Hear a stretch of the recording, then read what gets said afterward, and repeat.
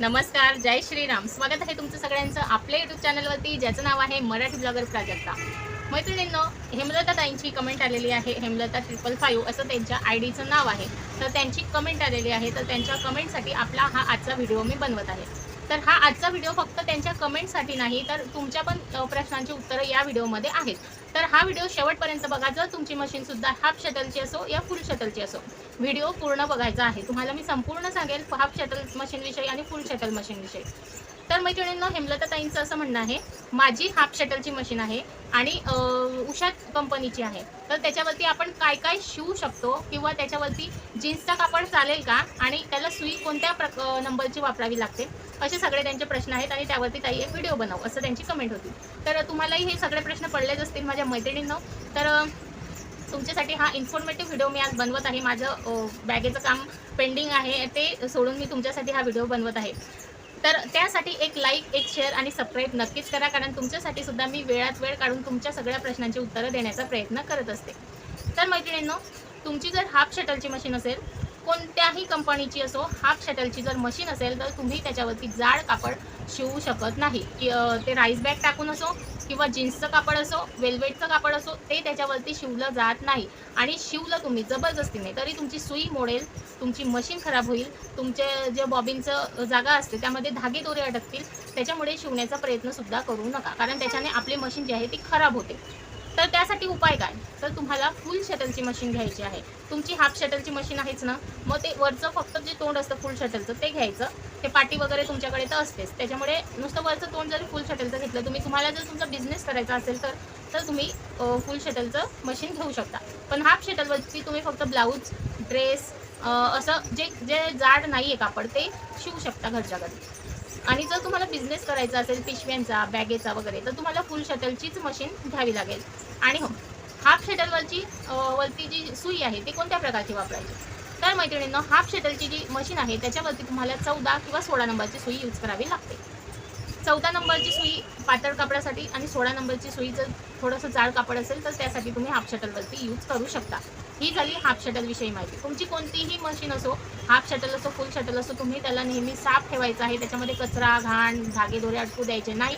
त्याच्याने मशीन खराब होते, ती जड जाते चालायला आणि तुम्हाला ती मशीन सर्व्हिसिंगला देण्याशिवाय काहीही तुमच्याकडे पर्याय उरत नाही. त्याच्यामुळे तुम्हाला तुमची जी मशीन आहे ती रोज किंवा 8 दिवसातून एकदा किंवा 5-6 दिवसातून एकदा रात्री ऑइलिंग करून ठेवायचं आहे. आणि मग तिला सकाळी पायडल छान प्रकारे पायडल उलट मारायचं आहे. त्याच्याने तुमच्या मशीनला संपूर्ण पार्ट्सला ऑइल लागतं आणि तुमची मशीन परत नव्यासारखी चालायला सुरुवात होते.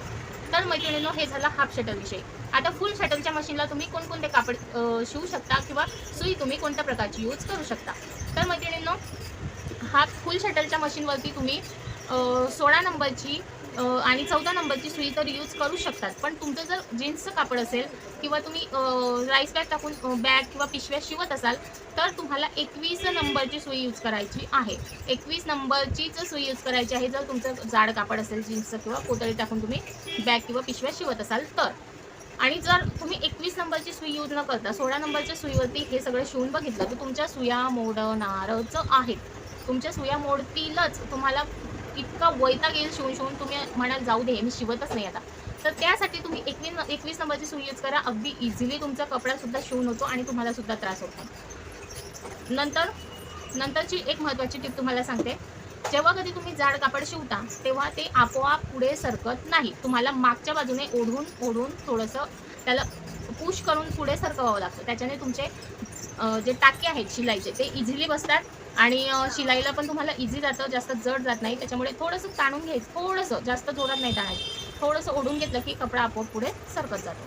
तर हे लक्षात ठेवायचं आहे जर तुम्ही जाड कापड शिवायचं असेल किंवा पोतळी वगैरे किंवा राईस बॅग टाकून तुम्हाला तुमच्या पिशव्या किंवा बॅग शिवायचं असेल.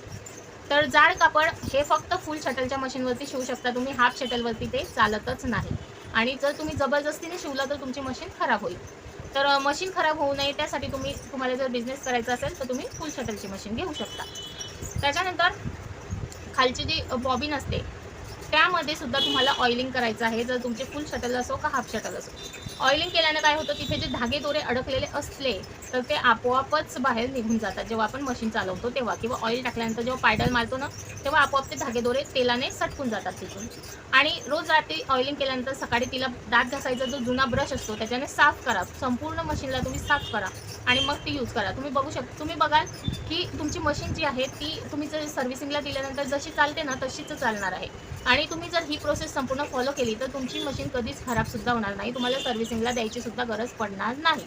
तर ह्या सगळ्या गोष्टी मशीनविषयी आपल्याला लक्षात ठेवाव्या लागतातच, कारण आपली मशीन ही आपल्यासाठी कामाचं आपलं साधन आहे. त्याच्यामुळे तिची काळजी घेणं हे आपलं कर्तव्य आहे आणि ती आपली लक्ष्मी आहे घरची असं समजायचं आणि तिची काळजी घ्यायची. तर मैत्रिणींनो, तुम्हाला समजलंच असेल हाफ शटलवरती कापड आपण कोणतं शिवू शकतो, फुल शटलवरती कोणतं शिवू शकतो. त्याच्यानंतर ज्यांना डोळ्यांचा प्रॉब्लेम आहे, ज्यांना नजर कमजोर आहे, त्यांनी काय करायचं आहे, सुईमध्ये धागा तुम्हाला जर ओवता येत नसेल तर दात घासायचा ब्रश घ्यायचा, त्याच्यावरती तो धागा ठेवायचा, फक्त ठेवायचा, टच करायचा त्याला, ठेवायचा आणि तो ब्रश त्या सुईच्या असं आतमध्ये घुसवायचा. म्हणजे ते दोरा ना त्या जो आपला ब्रश असतो त्याच्या दातांसकट दोरा सुईच्या आरपार जातो आणि तुम्ही धागा तिथून काढून घेऊ शकता. किंवा तुम्ही कागद घ्यायचा, एका साईडने कागद धरायचा, सुईचे असे सुई आहे, हे टोक आहे, तर या साईडने कागद धरा आणि या साईडने दोरा ओवा, म्हणजे तुम्हाला जे छिद्र आहे ते स्पष्ट दिसतं आणि तुमचा दोरा इझिली ओवला जातो. त्याच्यानंतर ट्रिक नंबर 3, दोरा ओवण्याची. तुम्ही दोऱ्याच्या टोकाला नेल पॉलिश लावून घ्या. नेल पॉलिश लावल्याने तिथे कडक होईल आणि तुमचा दोरा इझिली ओवला जाईल. जर तुम्हाला डोळ्यांचा प्रॉब्लेम असेल तर ही ट्रिक तुमच्यासाठी खूप महत्त्वाची आहे आणि तुमच्या खूप जास्त उपयोगात सुद्धा येणार आहे. आणि अजून जाड कापडाविषयी तुम्हाला टिप द्यायची म्हटली तर, तुमचं जर कापड तुमच्या मशीनवरती चालत नसेल जाड कापड, तर तुम्हाला काय करायचं आहे, त्या कापडावरती जो आपला आंघोळीचा साबण असतो तो थोडासा रब करायचा आहे. जिथे तुम्हाला शिलाई लावायची ना तिथे थोडासा रब करायचा आणि मग त्याच्यावरून तुम्ही तुमची मशीन चालवून बघा, अगदी इझिली चालते आणि स्मूथली तो कापड शिवला जातो. तर ह्या सगळ्या ट्रिक आहेत ज्या तुम्हाला माहीत असल्या पाहिजे जर तुम्ही शिवणकाम करत असलात तर. आणि जाड कापड शिवणं हा खूप मोठा टास्क असतो. जेव्हा तुमची मशीन म्हणजे जुनी झालेली असते किंवा तिची जास्त तुम्ही काळजी घेत नाही, तिला ऑइलिंग करत नाही, तेव्हा हे जाड कापड शिवणं मोठा टास्क असतो. त्यामुळे तुम्ही ही सगळी प्रोसेस फॉलो करा, तुम्ही तिची काळजी घ्या आणि जर तरीसुद्धा प्रॉब्लेम येत असेल तर तिथे आंघोळीचं साबण रब करा आणि मग तो कापड शिवून बघा, अगदी इझिली शिवला जातो. त्याच्यानंतर कापड शिवताना जर तुमच्या कापडाचे धागेदोरे ताणले जात असतील, जेव्हा तुम्ही कापड शिवता तेव्हा सुई जर कापडाच्या आतमध्ये गेली आणि वरती येते तेव्हा त्या कपड्याचा धागासुद्धा खेचून घेते, असं जर तुमच्यासोबत होत असेल म्हणजे तुमची सुई बोथट झालेली असते. तर त्यासाठी तुम्हाला काय करायचं आहे, ॲल्युमिनियम फॉईल घ्यायचा आहे, ॲल्युमिनियमचा कागद जो असतो तो घ्यायचा आहे, किंवा गोळ्या औषधांचे जे कागद असतात ते ॲल्युमिनियमचे असतात ते घ्यायचे आहे. त्याला 2-3 फोल्ड करायचे आणि त्याच्यावरती सुई खालीवर खालीवर खालीवर करायची, म्हणजे त्याची जी बोथडपणा असतो तो निघून जातो आणि एकदम प्लेन होते तुमची सुई आणि ते धागा ओढत नाही. त्याच्यानंतर याच्याने सुद्धा जर तुमची सुई प्लेन नाही झाली तर मग काय करायचं, एक छोटीशी कापडी पिशवी घ्यायची, त्याच्यामध्ये मीठ भरायचं. मीठ भरल्यानंतर तिला पॅक करून घ्यायची दोन्ही साईडने. संपूर्ण पॅक केल्यानंतर त्या मिठाच्या पिशवीवरती मशीन चालवायची, म्हणजे सुई आरपार आरपार करायची. त्याच्याने सुद्धा तुमच्या तुमची जी सुई आहे ती बोथड होत नाही आणि तिचं टोकसुद्धा छान होतं आणि ती सुई जी आहे ती प्लेन होते आणि कुठलाही धागादोरा ती ओढत नाही. तर मैत्रिणींनो, या सगळ्या गोष्टी मी सुद्धा नवीन होते तेव्हा मला माहीत नव्हत्या, पण आता शिवणकाम करून करून एवढं नॉलेज वाढलेलं आहे त्याविषयी की आता प्रत्येक ट्रिक जी आहे ती आपल्याला माहीत असते. तर त्याच ट्रिक मी तुम्हाला आज सांगितलेले आहे की कसं आपली मशीन नीट ठेवायची किंवा कोणतं कापड कसं शिवायचं आणि नाही शिवलं जात असलं तर काय करायचं, सुई कशी व्यवस्थित वापरायची, हे सगळं मी तुमच्यासोबत शेअर केलेलं आहे. तर मैत्रिणींनो, माझी एक बॅग शिवायची राहिलेली आहे जी मला म्हणजे कस्टमरने सापडसुद्धा दिलेलं आहे, तर मी ते तुम्हाला दाखवते.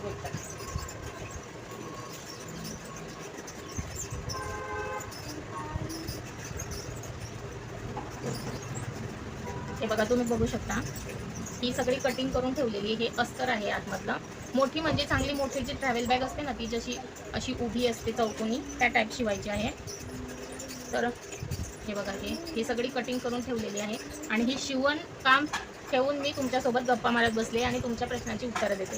तर हे बघा, हे असं हे कापड आहे, तुम्ही बघू शकता. हे बघा, याला अस्तरची वगैरे गरज नाही. अस्तरची नाही म्हणजे तुम्ही जर ड्रेस वगैरे शिवला तर त्याला अस्तरची गरज नाही. आणि बॅग शिवायला सुद्धा तुम्हाला यामध्ये राईस बॅग वगैरे फॉर्म वगैरे काहीच टाकायची गरज नाही. एवढा हा जाड कापड आहे आणि हा जो अस्तरचा कापड आहे तो सुद्धा तसाच जाड आहे आणि शायनिंगचा आहे. तर हा जो कापड आहे हा कस्टमरनेच आपल्याला दिलेला होता, तर त्यांना फक्त बॅग शिवून द्यायची आहे. तर तुम्ही बघू शकता त्याची कटिंग झालेली आहे. आता याचा व्हिडिओ तुमच्यासोबत मी उद्या शेअर करेल की आपण कशी बॅग शिवलेली आहे. यासाठी मी जे रेडीमेड बेल्ट येतात ते सुद्धा यूज करणार नाही आहे, कारण जे रेडीमेड बेल्ट असतात ना ते लवकर खराब होऊन जातात. मग कस्टमरला कापडाचेच बेल्ट हवे, तर कापडाचेच बेल्ट आपण त्यांना तयार करून देणार आहोत. आणि एकदम सोप्या पद्धतीत आणि छान प्रकारे मी तुम्हाला ही सुद्धा बॅग शिवायला शिकवणार आहे. त्यासाठी आपल्या चॅनलवरती जर नवीन असाल तर लवकरात लवकर सबस्क्राईब करा आणि असेच नवनवीन व्हिडिओज बघत राहा. आणि तुमचे प्रश्नसुद्धा तुम्ही मला कमेंटमध्ये विचारत राहा, म्हणजे मी तुमच्या प्रश्नांची उत्तरं द्यायला खूप उत्सुक असते. मला सुद्धा खूप आवडतं तुम्ही मला छान छान कमेंट्स करतात तेव्हा. तर मैत्रिणींनो, आजचा हा व्हिडिओ कसा वाटला कमेंटमध्ये नक्की सांगा. भेटूया पुढच्या व्हिडिओमध्ये. तोपर्यंत माझ्या सगळ्या गोड गोड मैत्रिणींना जय श्रीराम.